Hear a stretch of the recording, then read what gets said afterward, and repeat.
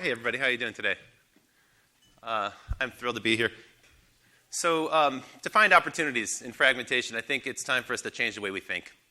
As I walked around, I was very happy to see some folks that I've known for many years who have been chiseling away, I guess grinding away at the coal face of the future of television for many, many years. And I'm very gratified to be back here addressing you and talking to you about this.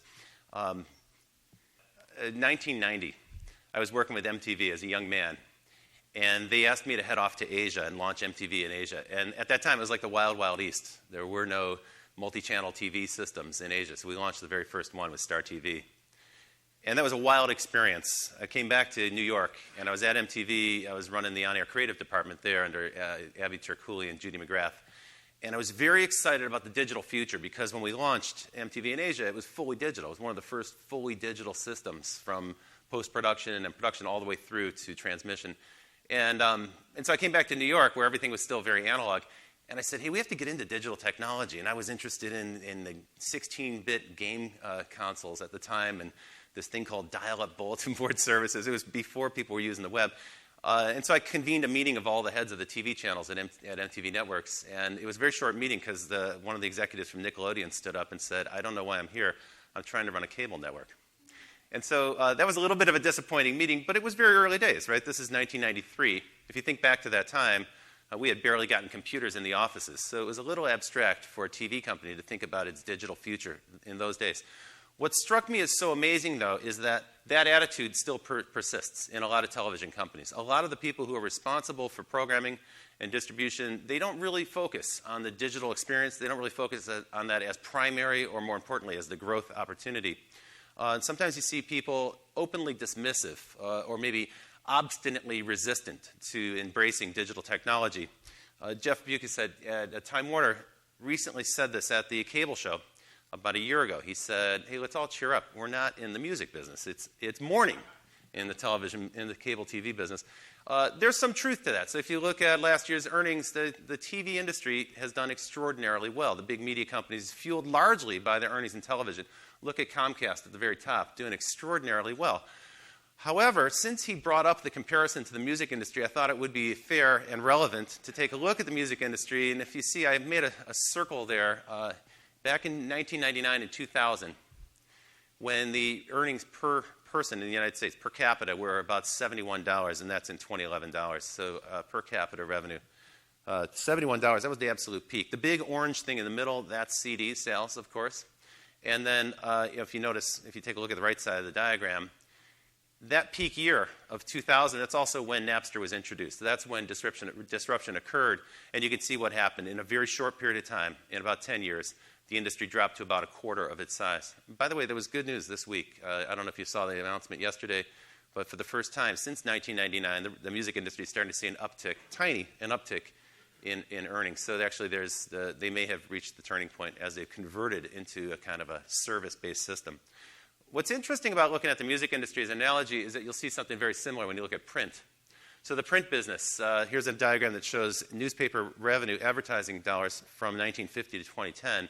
And when you get to the right side, you see that that industry also contracted very quickly from a $60 billion industry to an $11 billion industry in a 10-year span. And that's the same period of time that we're talking about when people migrated largely over to digital platforms. And so when analysts see a chart like this is same-day ratings, and they start to see it dipping down some, or when they see a chart like this, pay TV net additions, which is bumping along, you might say it's dropping. Some people argue it is. Other people argue that it's flat. But one thing everybody seems to agree on is TV is not growing anymore. The analysts start to get very concerned about the future of TV. They wonder, is this the time where television is about to get disrupted the way the music business did? I'm not necessarily that pessimistic, but I think it's worth paying attention to these trends. The question is, will TV go through a graceful migration to this fully digital world, or is it going to face imminent catastrophic collapse? Interesting question. I think for the past few years, you saw a standoff where the TV industry looked at newcomers like Netflix and Hulu as something other than television. And so we had this kind of false dichotomy where it was TV versus the internet. And I think it's a pretty easy story to tell, right? Everybody loves a story of this team versus that team. It's like a sports analogy or war. It's the easiest story for a journalist to write. And so that story got a lot of currency in the press, but I think it's misleading. That said, the TV industry has done an extraordinary job of defending itself from competition. It hasn't gotten exploded by the internet. That's because TV is really good at fighting the future. They have a lot of weapons at their disposal. Content lockout. For instance, if you think of HBO's relationship with Netflix, where they simply cross their arms and say, no way, no chance, we're never going to license you one frame of video, it'll never happen. Content lockout is backed up by lobbying for favorable treatment in Washington, litigation. So if a company comes along like Aereo that does something broadcasters don't like, they sue them, and the goal is to sue them into submission or maybe to sue them into complete oblivion. And regulation. So if all else fails, you go to the FCC and you work a favor with the FCC. We've seen all of these tools used in one form or another to help stave off the future of television, to help hold it at bay, to keep those internet interlopers at a distance from the TV business. It's worked extraordinarily well. The other thing television's done is it's made kind of a milquetoast offering that isn't quite as disruptive, and in a way it's to hope maybe satiate the consumer's desire to see television on other devices. So we have TV Everywhere initiatives from companies like Comcast, from satellite companies like DirecTV, and actually a very good application from HBO, HBO Go, and then some other less inspired offerings from other cable channels. These don't drive revenue. And so my perspective on this is that it's a half-hearted attempt to stave off the inevitable, maybe take a little bit of the air out of the sails of the internet companies that might be disruptive. But it isn't ultimately something that these companies are fully committed to because it's not really going to grow their business in a significant way. It's a defensive move. The result of all this activity has been fragmentation on a massive scale, beginning with content fragmentation. So this is the single biggest problem for consumers today. When they go to a new device, they're looking for the kind of content that they're interested in. They navigate through a bewildering set of menus, and they finally get to a screen like this that says it's behind a paywall, and that's just super frustrating. Or you get to a screen where you can't find the show that you're looking for in certain services. So the content industry is cutting exclusive deals. This process isn't going to stop.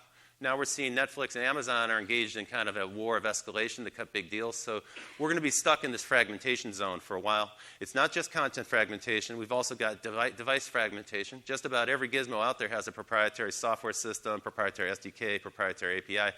So you need to go cut a deal with every manufacturer. The leading company in the field, Netflix, has cut deals with more than 800 device manufacturers. Think about that for a second. Did any of us ever expect to be in the software porting business? Is that the future that we really want to embrace for television?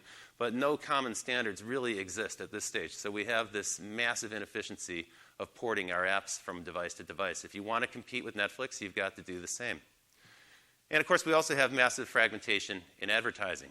This is probably the most severe issue facing the industry, in the sense that if we can't get this straight, if we can't find a way to measure audience and value audience across all devices, it's never going to work. We're never going to get to the goal that we're seeking to arrive at. Tom Freston mentioned to me a while back, he said, TV is a lockbox exploding with cash. It's such a nice metaphor, isn't it? I just love that. And I think one of the results has been from all of this defensive activity that we've had over the last 10 years is that the TV industry actually has a kind of inflation happening right now. So when I talk to folks in the TV business, they always say, hey, Rob, you're always talking about the future. You're always talking about disruption. That's not happening. Our business is doing better than ever, right? You've heard that. You're nodding. You've heard that from TV people, right? They're kind of defiant about it. We're doing better than ever. That's true, but I think that we're running the risk of inflating the TV business in a dangerous way. There's certainly a sports bubble right now. So sports teams have gotten valued extraordinarily highly. And the sports packages are extraordinarily expensive as a result. So the sports industry is extracting a huge amount of revenue out of the TV business. You could argue that there's a carriage fee bubble going on, or maybe better put, a bundling bubble, whereby channels that really don't have a reason to exist on their own, because by virtue of the fact that they're part of a big bundle, they're able to extract a disproportionate amount of revenue out of the pay TV ecosystem. And I would also make the case that the broadcasters are experiencing a retransmission bubble, or they're about to. So they're now getting hooked on a new free revenue stream, retransmission fees, which didn't exist before. And if companies like Aereo are successful, that's going to go away. It could be a very dramatic outcome for them, because that's pure bottom line for them. Advertising bubble. This is one that I was just thinking about yesterday, and it's a little bit debatable. When you talk to people about what's happening in TV advertising, you see charts like this. This one requires an explanation. The green line shows you that there's been a 50% ratings decrease since 2002. For primetime television. And the orange blob, that's broadcast ad revenues. And what this diagram's showing you is that it's dipped a little bit, but it's only a little bit below. It's only 6 or 7% below 2002. That's one way to look at it. And so broadcasters look at what's happening in the economy and they say, hey, in a downturn, TV is actually pretty resilient. We're doing pretty well. I look at it a little bit differently, and I think this is a matter of some concern for television, which is to say, if you look at the yellow line here in this chart, you can see that broadcast, the network share of households for ABC, CBS, and NBC has dropped significantly. And what's happening now is advertiser demand for those audiences is growing much faster than the decline. That's not sustainable. That can't be sustained. So if we're dependent on this for our future, there will come a point where the audiences simply aren't worth the amount that we're paying for them. So that's why I fear that what's happening is that the TV industry is getting inflated. By all this defensive activity, they're able to preserve pricing, even drive pricing up. And as a result, the contents are under pressure. I think television should probably come with a warning. Warning content under pressure, this may be a risk of explosive decompression. So this analogy that some people have been operating with, this idea that the internet is somehow the enemy, I think that's a false notion. And actually gratified to see that many TV companies are starting to come around. But we've been so entrenched for the last 10 years in our respective fields that unfortunately what's occurred is we've fragmented the landscape so much that from a consumer standpoint, these two options aren't actually the best options for them. From a consumer standpoint, the easiest way to get everything that I want to watch is this way. And this doesn't slow down either. So the technology for disruption might come here. This might be the pin that bursts the bubbles I just described. In the UK, just a few weeks ago, they introduced a new certified BitTorrent box. So it's a set-top box that looks just like a Roku box. It costs $99. I mean, basically it's a Roku device optimized for downloading illegal files to your television. Now, it's not here yet, but you better believe it's going to be here. It'll be here through the gray market in some fashion or another. This is a matter for concern for every company in this room, regardless of which side you're on the divide you're on, if you're in the TV business or if you're one of the internet companies that seeks to work with television companies. And I think this entire room needs to rally around this proposition because this is the future you need to fight. More than 10 years ago, Steve Jobs told us to think different. But for the TV industry, I'd argue the last 10 years it's been think the same. TV business hasn't really changed. It's been basically double down on the current model, do everything you can to preserve it. My view is if you want to be successful in the future, you have to think disruptive. You have to start to adopt the thought process of the companies that will come in and change the entire industry. And let me share with you a couple thoughts about what that might entail. See, every industry's got blind spots, and the incumbents in every business in particular have blind spots. It's things that they cannot see. They're not able to see from their vantage point. For instance, a TV industry executive, if I were to show them this picture, let's say the home video folks here, if a distribution and sales folks, if I were to show you this picture, I'd say, what do you see? They'd say, well, I see 3 screens. So that's great. I can license my content to more screens. There's more providers. And actually, that's a great new business. SVOD is definitely emerging as a viable business. I don't think it's a big enough business to backfill or offset the loss of the DVD revenue. But nevertheless, it's a viable strategy. But when a disruptive company looks at this, what they see is something radically different. They see something TV people don't see. They see an invisible layer of software linking all these devices together. And with that invisible layer of software, they're going to enable consumers to do things they couldn't do before. New ways to browse, download, discover, and monetize content. New ways to organize that content, play it back, create your own personal playlist, control it, play it on your terms. And new ways to share that content, recommend it, and virally promote it. That's a radically new proposition. But if you've used Apple AirPlay or if you're familiar with DLNA, I know Dan Wilkins is in the audience from Packet Video. They're working on initiatives like this. You're going to find that increasingly people are expecting the ability for them to download content from whatever source they wish, bypass the pay TV infrastructure entirely, and begin to manipulate it, play it back on different devices, talk about it with their friends, and so on. I know many of the folks in this room are working on those solutions. And if you're in the home video business today, these are the people you need to talk to because they're really working hard to solve that problem for you. How to connect with an audience on multiple devices, how to span all those different tablets and phones and so on. It isn't just second screen companies. In fact, video on mobile devices is all of the innovation in the video business today. I would argue that the future of video is on mobile devices. And the evidence I would use isn't necessarily the companies in this room, though they're doing a great job. It's companies like these. If you're not familiar with these social video companies, they're doing extraordinarily well. Some of them are adding 1 million new users a week So these are companies that come out of nowhere. Some of them are less than a year old, and they're growing at an extraordinary rate. I know Social Vibe has broken the 40 million mark. Uvu apparently is adding 1 million users every 10 days. So these companies are growing incredibly fast. These are social video. They aren't television per se, but they do enable consumers to have extraordinary amount of control over the video, and video as a form of communication, not just passive consumption. New media require that we adopt a new attitude. Think about real time. You've heard the phrase a lot. We think about it a lot. But TV is still largely a seasonal business. We still talk about fall season. We still talk about spring season. What's changed everything in the world, I think, is Twitter. So Twitter dominates the real-time space. Twitter's trained us to expect real time. I was in China during the election, during the presidential election in November. And I was desperate to figure out what was going on. I couldn't find out any news, what was happening. I knew the election was happening. I knew the polls were closing. And I was trying to figure it out. But, China has their kind of firewall around the internet, so it's not that easy to find out what's happening. And eventually I tried CNN. I tried the other news sources. They didn't have any kind of polls, any kind of information.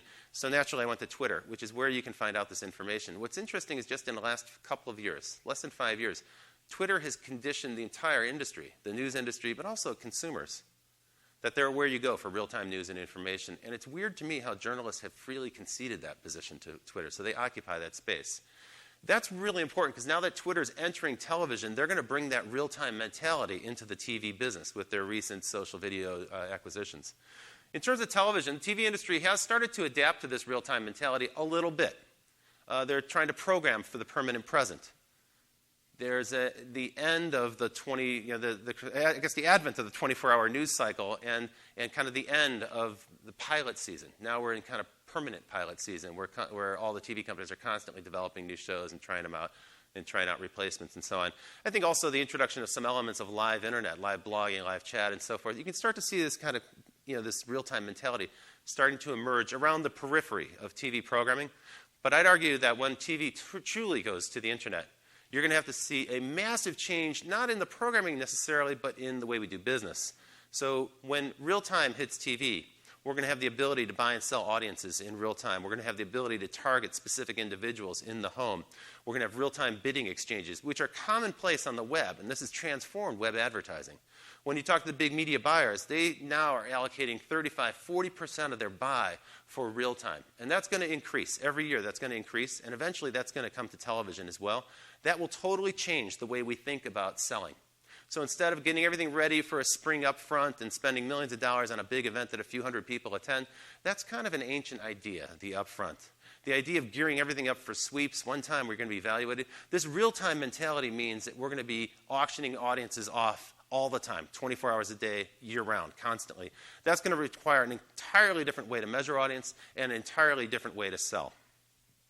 Second big idea for you is big data. We hear the term all the time, but in the TV business, when we hear that term, we typically think of IBM doing a big buy on broadcast television. So it's not really something that TV companies are acquainted with or operating with. How many people saw the movie Moneyball? Okay, great. So most of the people here. And you'll recall that Jonah Hill played that kind of quant jock geek who had a radical new notion, which is that you can actually measure the performance and do some analytics on different players and value them differently and assemble a team based on math. And you'll probably remember the part where the scouts, they really rebelled against this, and one of them walks out. It's a big dramatic scene and so forth in that movie. What you might not realize is that quant jocks now are starting to spread through every business, every industry that's on the network, beginning with the financial industry, most recently venture capital, which used to be the ultimate gut play. Now they're using as much analytics as they possibly can to make their decisions before they invest. In fact, they've said now, there are VCs who've said, don't come to us for money. We'll find you. If your metrics are sufficiently interesting, if they match our investment thesis, we'll find you. We just need the numbers. We don't need to hear your pitch. Advertising is rapidly turning into a quantitative business, and even healthcare and medicine is turning into a quantitative business. You remember, think about the doctor who used to make a gut call. He would look at you, he'd check out your symptoms, and then he would make a decision. Rapidly now that's changing into a quantitative analysis field, particularly in managed care facilities in those big, huge HMOs. So Fitbit, you're probably familiar with the quantified life movement, which is very popular now. That's the idea that you measure everything in your life. You measure how much you're eating, you measure how much you walk, how much you move during the day, and you can kind of keep track. It's actually quite addictive. People love this. So you may be thinking, this will never happen to television, will it? In the disruptive mind, it certainly will. It's bound to. And probably one way it's going to occur is the A/B test. If you're not familiar with an A/B test, this is a principle that Google was very fond of, and they kind of promoted it. Other companies have used it in software for years. The idea is on a network, you can divert half your audience to see one proposition, A, and the other half gets to see a different proposition, B, and you can see which one converts better. And so you could try a red background or a blue background, and if the blue background converts at a couple percentage points higher, you kill the red background, and now you start doing tests on the blue background. And so today, A/B testing has gotten quite sophisticated. You have a dashboard like this that gives you real-time analysis of how your offer is working, how it's converting. You may be surprised to know how many people are using this. This is prevalent on the internet. So Google, as I said, is a huge promoter of this. Anybody doing marketing has been using A/B testing now for the better part of the decade to test their proposition. Email marketing is A/B tested like crazy because it's so easy to see what converts, what drives a click. You kill the version that doesn't. You iterate on the version that succeeds. But what's strange or maybe surprising is that now web developers, people who are publishing on the internet, the Huffington Post, and probably most importantly, game companies, are focused on A/B testing for their content. So they're actually using this to generate content. They're testing content propositions, headlines, body copy, colors, pictures, photos, so on, anything. And whatever flies works. You may notice this if you look at the Huffington Post on two different computers, or you have two different browsers open and you load the same page, you may discover there's two different headlines. You may even discover there's a different picture, different copy. So they're doing real-time A/B testing. And I believe that this will come to television.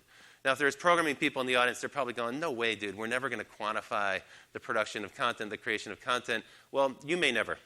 But trust me, somebody coming from the internet side, somebody who thinks disruptively is likely to do that. The second part of big data is the question, what's your proprietary data asset? This question was put to me by a very successful investor at Union Square Ventures in New York. And these are some of the companies that they've invested in. They have a phenomenal portfolio. And what distinguishes these companies is that they all have a proprietary data asset that is generated by the users of their service. That means the more people use your service, the more data they get, and that data becomes the most valuable thing about the company. Let's compare proprietary data assets. Of course, television companies do have a proprietary asset. It's their shows, right? The TV series. Internet companies, their proprietary asset is generally user data. The availability of these two, well, TV shows are expensive, so they're scarce. Internet data from users, it's free, it's abundant. And so as a result, one group's got a huge amount of content, or data, I should say, at their disposal. The other group has a rather restricted pool of data, and it's diminishing value. The marketing around this, well, for the proprietary data asset of television requires a giant marketing campaign for people to discover it and find it. For a web service, generally speaking, the service is designed to be viral so the users market it to each other. The security that we wrap around this, well, the problem with the data asset of the television industry is it's extremely easy to copy and steal, whereas the web services, their proprietary asset, that user data, sits on a server. It's almost impossible to steal unless somebody's a really sophisticated hacker. The value of a TV asset, TV program, is actually relatively quickly depleted, particularly now as things are moving over to SVOD rather quickly. So the value gets squeezed out fast, where with a web service, that user data, it gets more valuable the more people use it, and it seems to grow forever. Finally, there's two totally different business models. Pay me up front, that's your TV business model, versus the web service where we invite other companies to come in and use that data and build on top of it and add even more value to it so it continues to grow. Two totally different approaches to data, and perhaps a mindset that the television company could benefit from studying. Let's talk a little bit about unbundling and the end of channels. I've talked previously in LA about what happens when channels go away, what happens when the container gets broken apart and the content in it starts to spill out and spread out everywhere. My belief is that your programming executives have to start to think omni-channel. In other words, distribution across all platforms. Today, too often, when we're programming a new show, we're developing a new show, we think about the TV experience first. That makes sense. They have to make it work there. You have to have a hit on television. But too rarely do we spend enough time thinking about what else are we developing for. What's the mobile experience? What's the online experience? What's the social experience? What's the game experience? Too rarely are the TV executives responsible for creating the show also tasked with that second set of responsibilities. And I think that's a critical flaw in the way we do programming today. Some people wonder what happens to TV when you can get everything on demand. What will happen to channels? And my expectation is channels will probably go away. I doubt in a fully on-demand world you'll need to have a TLC or an MTV anymore as a container for those shows. People will seek out shows. Shows may become a destination. Now, recently there was a lot of chatter around Netflix and the launch of House of Cards, because here's a company that doesn't have channels and they're trying to launch a show, and they bought a bunch of billboards and a lot of other advertising to promote it. And so some people say, well, there's a textbook example of how to market without a channel. I'd argue that actually there's a better lesson by studying Red Bull, which is an extraordinary company. They've become a phenomenal media powerhouse, and they did something quite extraordinary with the Red Bull Stratos campaign back in September. So you remember this. This is an Austrian daredevil named Felix Baumgartner. He went up in a hot air balloon to the highest point in the stratosphere and then leaped out and plummeted down to Earth. What was interesting about this is that it cost them millions of dollars to develop. They haven't released the figures, but it's estimated it cost them more than $5 million, perhaps as much as $10 million to produce this event. It also took 5 years to prepare, but they couldn't schedule it. It was just like launching the space shuttle or launching something into space. If the weather conditions weren't quite right, they couldn't launch the thing. So you couldn't schedule it. In other words, here they had an event that they'd spent millions of dollars building or preparing for, but they weren't able to guarantee that they could drive an audience. They couldn't promote it in a traditional way. And so what Red Bull did, which is really quite brilliant, is they assiduously built up their social media. And they figured, we're going to go to our users first. And the results were phenomenal. So when the Red Bull Stratos campaign began, when Felix Baumgartner said, OK, today's the day, we're going to launch, let's get ready, they immediately started to blast it out to the people in their social network. And so 1 million unique participants heard about this and retweeted it or forwarded it or posted it or commented. They had about 2 million unique actions. That means everybody did two things, posted 2 things. They reached a total of 90 million people. 8 million people tuned in and watched the live event purely through social media. And in the process, they got 2 million more people to sign up for their channel, so they actually got another 2 million subscribers. Oh, by the way, in addition, every major news outlet covered the story, and they called it the Red Bull Stratos project, so they got their name built into the story headlines. Really, quite a brilliant execution and a great illustration of how to market without a channel.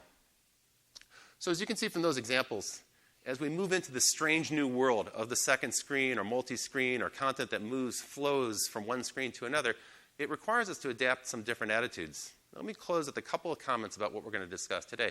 So the second screen project is in that tough phase right now of fragmentation.